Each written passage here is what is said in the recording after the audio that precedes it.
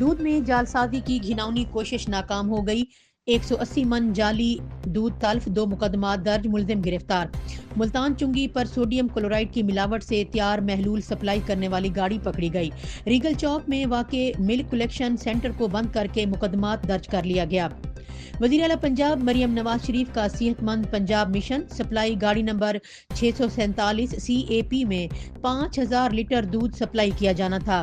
سابقہ لیے گئے دودھ کے سیمپل فیل پائے جانے پر کلیکشن سینٹر بند کر دیا گیا۔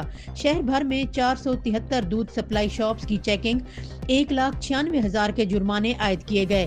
الصبح ناکہ بندیاں کر کے 4,98,000 لیٹر دودھ کی چیکنگ کی گئی۔ سابقہ دی گئی ہدایات پر عمل درآمد نہ تھا، صفائی کے ناقص انتظامات پائے گئے۔ انتہائی لازم ریکارڈ، ضروری دستاویزات اور ملازمین کے میڈیکل عدم موجود پائے گئے۔ وزیر اعلیٰ کے ویژن کے مطابق عوام کی صحت کے تحفظ کے لیے دن رات کارروائیاں جاری ہیں۔ دودھ میں ملاوٹ کسی صورت برداشت نہیں، ہر سطح پر جعلسازوں کا قلع کما کیا جائے گا۔ پنجاب میں خوراک کا کاروبار کرنے والے قوانین پر عمل درآمد کریں۔ عوام کی صحت کے ساتھ کھلواڑ کرنے والے عناصر کسی رعایت کے مستحق نہیں ہیں۔